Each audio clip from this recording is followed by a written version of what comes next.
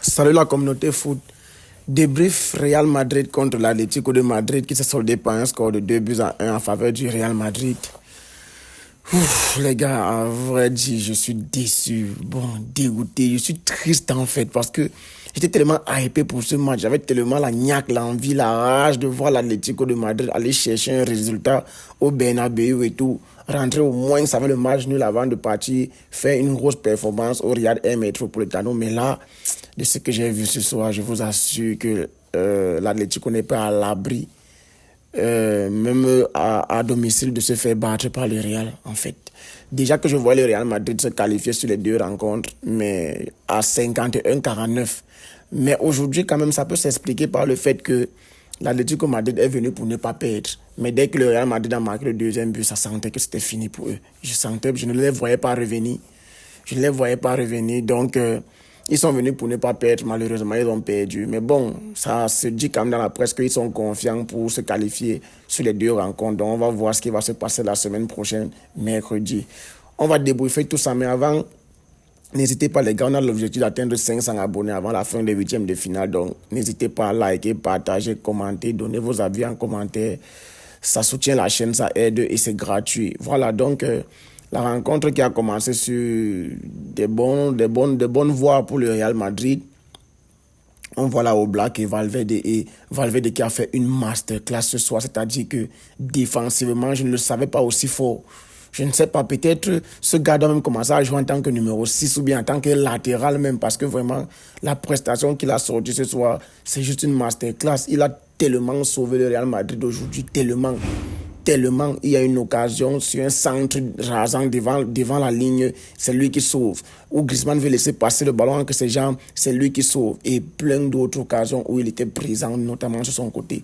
Si Vasquez débutait cette rencontre, vraiment, je ne sais pas comment le Real Madrid allait se faire fesser ce soir. Déjà qu'offensivement, ce n'était pas ouf, notamment avec Mbappé et Vinicius.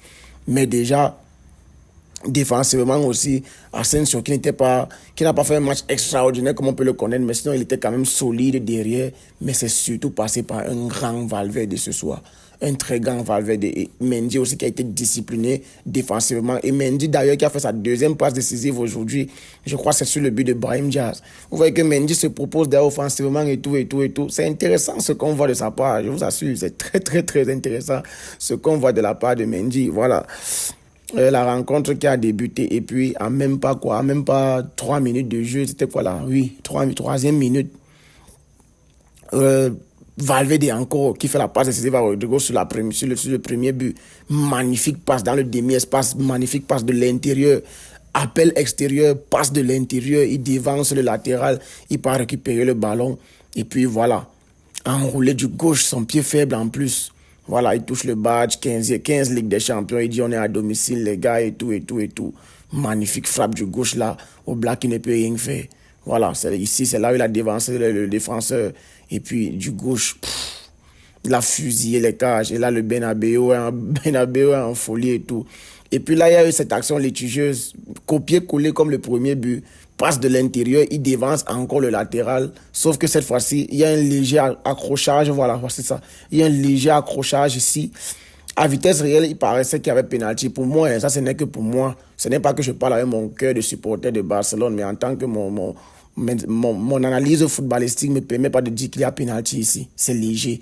Le contact n'est qu'au niveau du haut. S'il y avait contact au niveau du bas, là, j'allais dire que oui, il y a peut-être pénalty, mais au niveau du bas, ici, là, il n'y a pas contact. Il y a pas contact. Quand il dit qu'il n'y a pas contact, ça veut dire contact suffisamment, je sais pas quel mot je peux utiliser, mais c'est pas suffisant, en fait, pour siffler pénalty. Les gars, on est dans la surface, on ne va pas partager les pénaltys quand même.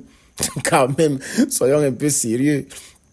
Arsenal qui avait un problème personnel aujourd'hui contre le PSG. Voilà. Donc c'est ici, c'est à ce niveau qu'il y a contact, mais en bas là, il n'y a pas contact.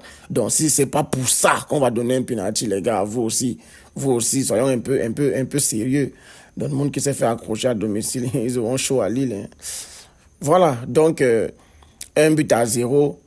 Voilà, voici le premier sauvetage de Valverde sur la ligne là. Voilà, il y a un centre, je crois que c'est Griezmann qui fait le centre. Et puis vous voyez, l'axe central est battu. Voici un Asensio ici, voici Camavinga, voici Mendy. Ici, c'est qui? Je ne sais pas trop qui c'est ici. Voilà Rudiger qui essaie de faire des tacles. C'est là, mais il est battu. Vous voyez, il faut que c'est Valverde qui vienne faire le sauvetage à la ligne. Quelque chose que c'est normalement le défenseur central qui doit faire. Voilà, ensuite, il y a eu cette action sauvetage. Je crois que c'était un coup franc que Oblak a sauvé. Et puis là, le but d'Alvarez, les gars. Les gars, ce but, je ne sais pas c'est quand la dernière fois que j'ai eu une telle sensation devant un but. C'est-à-dire que ce but m'a fait me lever de ma chaise. Et j'ai porté les babouches à l'envers sans même m'en rendre compte. Ah! Gars, regardez, vous-même, regardez où il est. Regardez, il est quelque part ici. Ici. C'est là qu'il enroule le ballon. Poteau rentrant. Ce gars, il est trop fort. Julian Alvarez, il est trop fort. Voilà Alan qui a signé 9 ans à City. Il fallait que lui reste quoi pendant toutes ces 9 années, attendre Alan ou bien être la double d'Alan. Non. C'est vrai que De Bruyne se fait vieux et il allait peut-être avoir plus de temps de jeu, mais gars, Alan, c'est quand même supérieur. Et puis, je pense qu'il est mieux en numéro 9 qu'en numéro 10. Donc, ce que Alvarez fait ce soir, son but est juste magnifique. Et là, quand l'Atlético mène, je me dis, les gars, ça c'est le moment. C'est le moment, vous pouvez appuyer, mettez le pressing et tout. Et il y a eu une grosse phase où l'Atlético a dominé le Real. Regardez. Regardez comment le Real, tous les 11 joueurs sont là. Voici 2, 3, 4, 5, 6, 7, 8, 9, 10. Tous les joueurs sont dans la moitié du terrain. Ils sont dans les 60 derniers mètres. Ça veut dire que l'Atlético est en train de les appuyer. Ça, c'est pour le but. Mais après le but, il y a eu tellement de momentum où il y avait toujours le Real Madrid qui se faisait acculer et qui défendait. Déjà que quand le Real Madrid a marqué le premier but, ils ont aussi eu le temps fort et l'Atlético, ça sait très bien défendre en bloc. Sauf que les 2 fois où ils ont encaissé les buts, c'était où la défense s'est fait avoir. Sur le premier but, passe de l'intérieur alors que le défenseur attend une passe de l'extérieur, il se fait avoir. Et sur le deuxième but, on va en parler, mais la défense se fait aussi avoir. Là, il y a un Valverde qui joue étant blessé, les gars. Il a une déchirure musculaire. Ça, c'est au moins 3 semaines que tu ne dois pas jouer. Mais lui, aujourd'hui, ce soir, il joue vraiment avec le cœur. Il joue avec le cœur. Vous avez même senti aujourd'hui, il ne pouvait pas faire une grosse frappe comme on a l'habitude. Regardez par exemple cette fois, cette occasion où c'est à peine s'il fait une frappette à Oblak. Parce qu'il n'est pas en genre. Mais défensivement, il était très costaud. Très costaud. Moi, quand j'ai vu Valverde titulaire aujourd'hui, j'ai commencé à dire que mais Ancelotti, tu n'apprends pas tes erreurs à toujours vouloir précipiter tes joueurs, de venir jouer les gros matchs alors qu'ils ne sont pas à 100%. Atlético va te faire courir, tes joueurs vont lâcher, mais pas du tout. Pas du tout. Un Rudiger et un Valverde qui n'étaient pas à 100% aujourd'hui, ils ont été solides, costauds défensivement, ils ont fait ce qu'il fallait faire. Et à un moment donné, on voit même Rudiger qui se propose offensivement. Donc, waouh, ce que les gars ont proposé ce soir, c'était quelque chose. Parce que là, par exemple, regardez le but d'Alvarez qui a été animé sur quelque chose. Regardez comment regardez comment le ballon tourne. Oh là là. Et ici, c'est sur le premier but. Valverde qui reçoit le ballon de Camavinga, passe de l'intérieur, voilà. Il rentre sur son pied gauche et puis enroulé. Oblak ne peut rien faire. Voilà, j'espère qu'il n'y aura pas de problème de droit d'auteur sur ça. Donc, la rencontre s'est poursuivie. Ils sont allés à la mi-temps, un but partout. Et puis voilà. Brahim qui a sorti un but, je ne sais pas si c'est qu'il voulait tomber ou si c'était toujours le dribble comme ça ou bien il a juste mal posé le pied, je ne comprends pas. Il a mis, les gars, les personnes courent. Ça c'est les choses de Messi. Je ne sais pas si vous pouvez vous rappeler, il y avait un but que Messi avait marqué à la période du Corona là, contre Naples. Un ballon où il est au sol quasiment, mais il réussit quand même à enrouler le ballon. Ça, c'est les choses des personnes courtes. C'est-à-dire que même avec la cheville, il prend les appuis pour faire une feinte de corps et puis enrouler le ballon derrière. 54e minute. Et à ce moment, je me suis dit, bref, 55e minute. À ce moment, je me suis dit, c'est mort pour l'Atlético. Je ne les voyais pas du tout revenir. Vous voyez même l'expression de Griezmann là. Regardez les expressions faciales des défenseurs. Parce que sur cette occasion, il y a 3 défenseurs qui sont sortis pour empêcher Mendy. Je crois que c'est Mendy qui fait la passe. Ils étaient 3 à combiner là. Je ne sais pas si c'est Vinicius, Mendy et puis Brahim. Mais ils sont sortis à 3 pour empêcher la passe et ils se sont fait avoir sur une 2. Et comme 3 joueurs étaient assortis, ça a créé de l'espace. Ce qui veut dire que du moment où ceux-ci venaient intervenir, et en plus Brahim les dribble aussi. Donc ça ouvre encore toute la défense vraiment facile. Il place le ballon côté opposé, second poteau, et puis là il part jubiler avec les supporters et tout. C'était vraiment magnifique. C'était magnifique, regardez comment il enroule le ballon d'ici. Il y a 3 défenseurs bien en place, mais il part chercher le petit filet opposé et puis ça rentre. Voilà, donc le Real Madrid qui menait 2-1 et après l'Atlético a essayé, mais il y a eu un bon courtois. Il y a eu un très bon courtois. Sur cette frappe de Griezmann, il y a eu un très bon courtois. Après, Cholo a fait des changements que moi, je n'ai pas trop compris. Il a fait sortir les attaques. Il a fait sortir quoi, les milieux de terrain pour faire entrer les défenseurs. Après, il a fait sortir les milieux. Je sais pas, il a sorti un Griezmann pour faire entrer un défenseur. Après, il a fait sortir les milieux pour faire entrer les attaquants. J'ai pas trop compris ces changements. En tout cas, ce sont ses choix. Hein. Ce sont ses choix. Donc, Cholo, ce soir, il est malheureusement sorti sur une défaite au Real Madrid. J'espère vraiment qu'au retour, ils vont pouvoir faire quelque chose parce que vraiment, ça sera compliqué. L'Atlético que j'ai vu ce soir, il venait pour ne pas perdre, mais ça sera trop chaud. Ça sera trop chaud sur eux-mêmes. Trop chaud, trop chaud sur eux.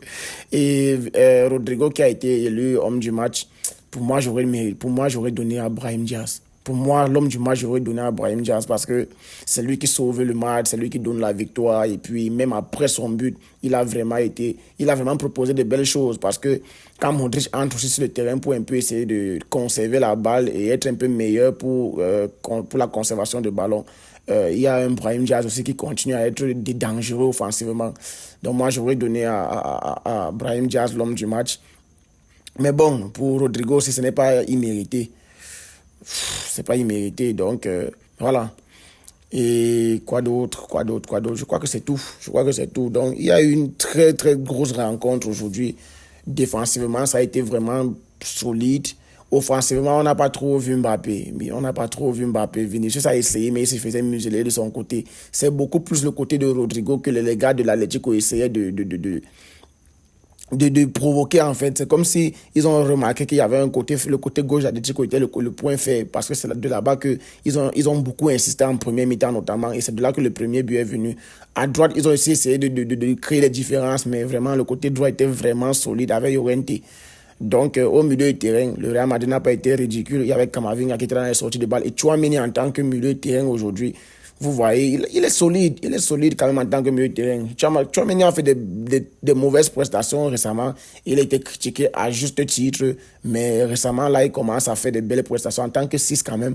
Il apporte une certaine stabilité quand même pour ce milieu de terrain, surtout en l'absence de Valverde. Et quand un Ceballos n'est pas là pour porter le ballon, un Camavinga quand même, il a bien joué le rôle aujourd'hui.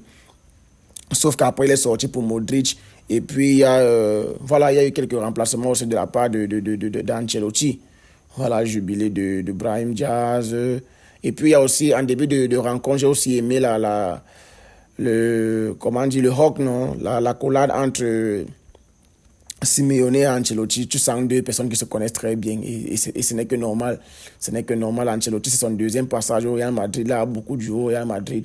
Et pendant toutes ces années, l'Atlético était coaché par Simeone et ils se rencontrent en championnat pas mal de fois ces dernières années. Donc, ils se connaissent très bien. Très bien. Voilà, donc c'est tout pour la rencontre. Nous, on va choquer notre Benfica demain et on espère que ça va très bien se passer. Voilà, donc très belle prestation de la part du Real Madrid. Je me disais qu'ils allaient souffrir aujourd'hui, mais pas du tout. Ils ont vraiment maîtrisé le sujet. Ils ont été présents. Ils ont contrôlé la rencontre, gars. Ils ont mené au score, ils se sont fait égaliser, mais ils sont restés sereins. Ils sont partis chercher la victoire. Et c'est mérité. L'Atlético que j'ai vu ce soir, tu sentais qu'ils sont venus seulement ne pas perdre. Et qu'ils ont confiance qu'au retour, ils vont faire quelque chose. Mais bon, ils ont leur raison de faire ça. Mais moi, ce qu'ils ont montré aujourd'hui, j'espère vraiment qu'au retour, déjà qu'ils n'auront pas le choix, ils seront obligés de venir pour gagner. Donc, ils vont chercher à vraiment être dangereux offensivement. Parce que défensivement, déjà, ils n'ont plus rien à prouver. Ils sont très solides, ils sont forts.